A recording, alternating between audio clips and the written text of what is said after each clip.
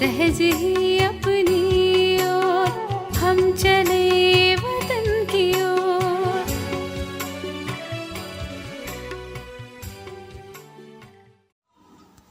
ஓம் சாந்தி. 29/1/1977 அவ்யக்த பாப்தாதா மதுபன். வாணியின் தலைப்பு மதுபனின் மகிமை. மதுபன் நிவாசிகளுடன் அனைவரும் எப்பொழுதும் குஷியாக இருக்கிறீர்கள்தான் இல்லையா? யார் 3 காலங்களின் இரகசியத்தை தெரிந்து கொண்டார் என்றால் திருப்தியாகி விட்டார்கள்தான் இல்லையா? எப்பொழுதாவது யாராவது கோபப்படுகிறார் என்றால் நாடகத்தின் இரகசியத்தை மறந்து விடுகிறார். யார் எப்பொழுதும் நாடகத்தின் இரகசியத்தை மற்றும் 3 காலங்களையும் தெரிந்திருக்கிறார் என்றால் அவர் திருப்தியாக இருப்பார்தான் இல்லையா? கோபப்படுவதற்கான காரணம் இரகசியத்தை தெரிந்து கொள்ளாமல் இருப்பது.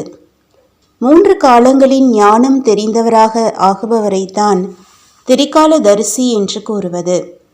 அவர் எப்பொழுதும் திருப்தியாகவும் மற்றும் குஷியாகவும் இருக்கின்றார். மதுபன் நிவாசி என்றால் எப்பொழுதும் குஷி மற்றும் திருப்தியாக இருப்பவர். மற்றவர்களுடன் கோபப்படுவது என்றால் தன்னை இரகசியம் தெரிந்த நிலையிலிருந்து கீழே கொண்டு வருவது.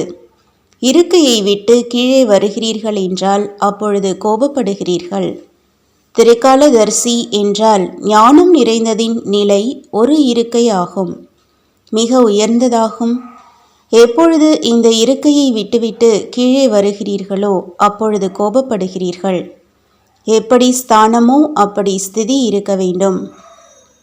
மதுபனை சொர்க்கபூமி என்று கூறுகிறீர்கள் இல்லையா?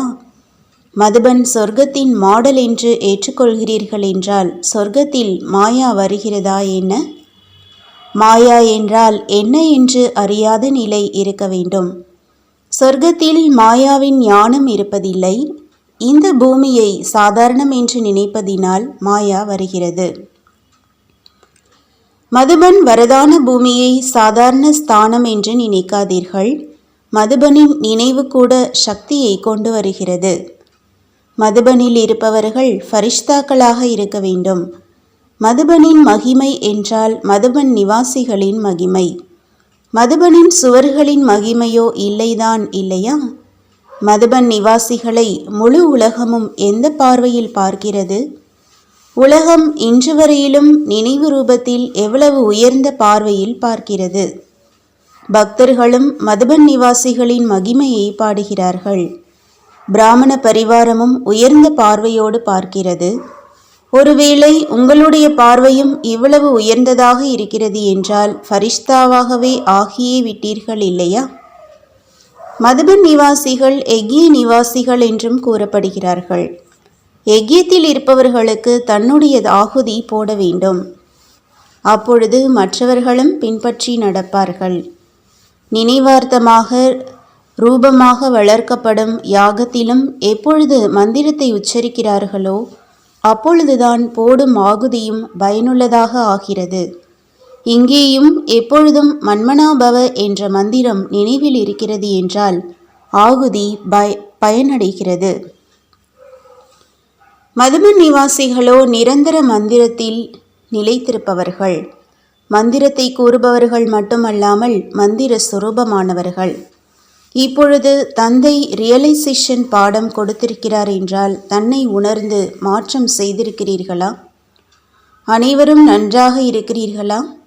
யாராவது நன்றாக இருக்கிறேன் என்று கூறினால் உங்கள் வாயில் குலோப் ஜாமுன் என்று தந்தை கூறுகிறார். சொல்வதால் கூட நன்றாக ஆகிவிடுவார்கள்.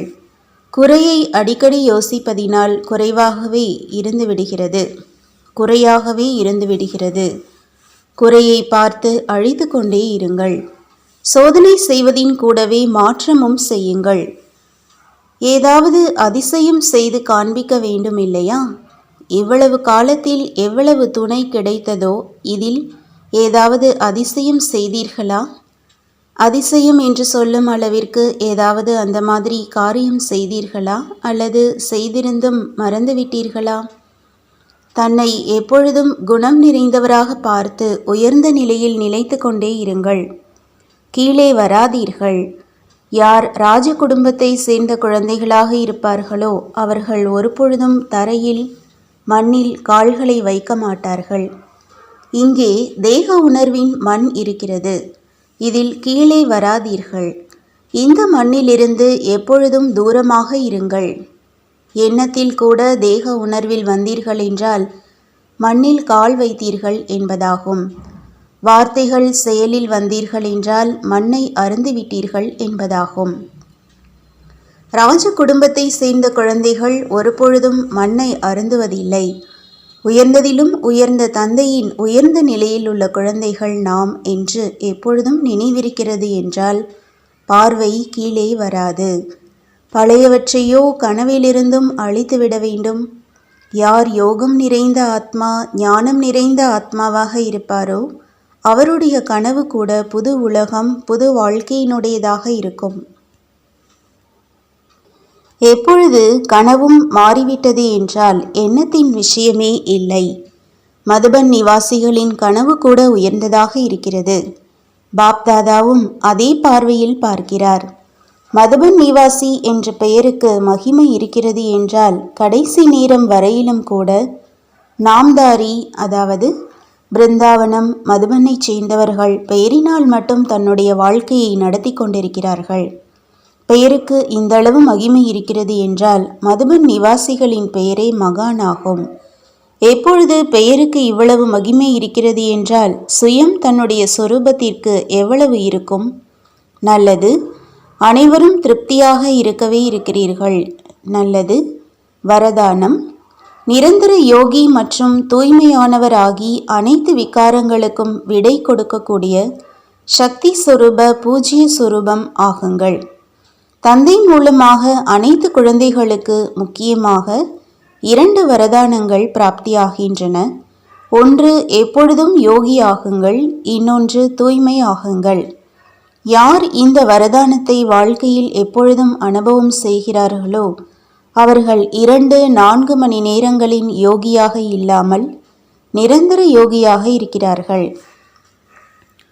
தூய்மையானவர்களாகவும் எப்பொழுதாவது இல்லாமல் எப்பொழுதும் தூய்மையானவராகவும் மற்றும் அனைத்து விகாரங்களுக்கும் விடை கொடுப்பவராகவும் இருக்கிறார்கள். சில நேரம் கோபம் அல்லது பற்றுதல் வந்துவிட்டது என்று அப்படி வேண்டாம். எந்த ஒரு விகாரமும் நினைவு சுரூபம் ஆக விடுவதில்லை.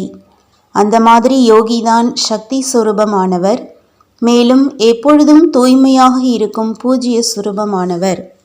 ஸ்லோகன்: எப்பொழுதும் ஞான சூரியனின் எதிரில் இருந்தீர்கள் என்றால் பாக்கியம் என்ற நிழல் உங்களுடன் இருக்கிறது. நல்லது. ஓம் சாந்தி. तुम बच्चों को तो सर्विस करनी है, जो बाबा कहते हैं सबको ये बताओ कि देखो तुम्हारा एम एंड ऑब्जेक्ट ये है, एक गीता है बढ़िया, ये राजयोग है ना बच्चे। कैसे है राजयोग? बिल्कुल सहज है कि बाप को याद करो तो ये वैसा मिलेगा तुमको। ओम शांति।